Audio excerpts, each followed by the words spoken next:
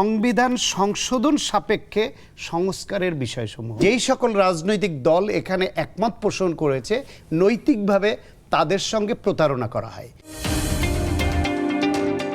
সংবিধান সংশোধন সাপেক্ষে সংস্কারের বিষয়সমূহ তার মানে এই মধ্যে ৪৭টাকে আপনার সংস্কার করতে হলে সংবিধান সংশোধন করে সংস্কার করতে হবে। সেই সংশোধনীটাই বিএনপি চাচ্ছে। আর বাকি ৩৭টা যেটা সেখানে খতে গিয়ে বলছে আইন অধ্যাদেশ বিধি ও নির্বাহী আদেশের মাধ্যমে সংস্কারের বিষয়সমূহ। এখন বিএনপি কেন এই জাতীয় সনদে জোর দিচ্ছে, গণভোটকে কেন এখন বলছে যে বাধ্য করা হয়েছে? এই বাধ্য করার আলোচনাটা কিন্তু নির্বাচনের আগেও উঠেছিল। এখন অনেকে রাজনৈতিক কারণে সব সময় সব কিছু খোলাসা করে বলতে পারে না বা বলে না। প্রথম যখন এই জাতীয় ঐক্যমত্যের আলোচনাটা উঠে তখন প্রধান উপদেষ্টা এবং ঐক্যমত্যের পরিচালনার প্রধান যিনি ছিলেন ডক্টর আলী রিয়াজ দুজনেই স্পষ্ট করেছিলেন যে বিষয়গুলোতে সব দলগুলো একমত হবে সেটাকেই আমরা সংস্কারের ভিত্তি ধরে এগিয়ে যাব।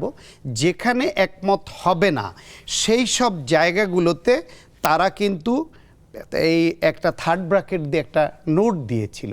নোটে বলছিল অবশ্য কোনো রাজনৈতিক দল বা জোট তাদের নির্বাচনী ইশতেহারে উল্লেখপূর্বক যদি জনগণের ম্যান্ডেট লাভ করে তাহলে তারা সেই মতে ব্যবস্থা গ্রহণ করতে পারবে। গণভোটের যে পারবে মানে এটা তৈরি করা হয়েছে সেইখানে কি এটা উল্লেখ করে দিয়েছে? এইবার বলছি প্রতারণাটা এই জায়গায় করেছে বিএনপির ভাষ্যমতে যে জাতীয় ঐক্যমত্যের যে জাতীয় সনদ, এই সনদটা হলো সকল রাজনৈতিক দলের অংশগ্রহণ, সবাই আলোচনা করে এইটা তৈরি করলো এবং একমত হলো বা দ্বিমত হলো।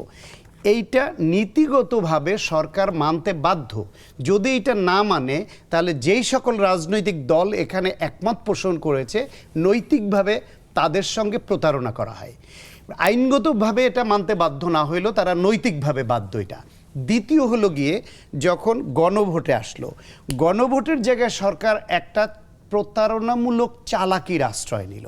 সেই চালাকিটার মাধ্যমে তারা এই যে বলছে যে রাজনৈতিক দল জোট যেখানে নোট অফ ডিসেন্ট দিয়েছে সেটা নির্বাচনী ইশতেহার মোতাবেক তারা পালন করবে। এটা তো বিরোধী দল করে না, এটা তো করেছে অন্তর্বর্তীকালীন সরকার। সেটাই বলতে যাচ্ছেন অন্তর্বর্তীকালীন সরকার বিএনপির সাথে ঝামেলাটা প্রতারণা করেছে। রাইট, বিএনপি তখনও বলেছে যে এটা প্রতারণামূলক এবং তাদের সঙ্গে প্রতারণা করা হয়েছে, তাদের নোট অফ ডিসেন্টগুলি রাখা হয় নাই।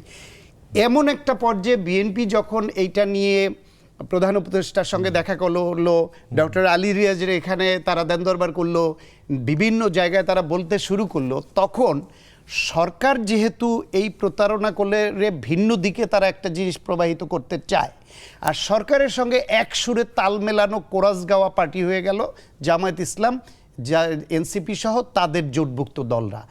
তখন এমন একটা পরিস্থিতি তৈরি করা হলো যে বিএনপি সংস্কার চায় না। বিএনপি তখন যদি এইটা নিয়ে তাদের অবস্থানে অনড় থাকে, ইন্টারনালি নানান রকমের ইকুয়েশন এবং নানান ষড়যন্ত্র তখন অনগোয়িং।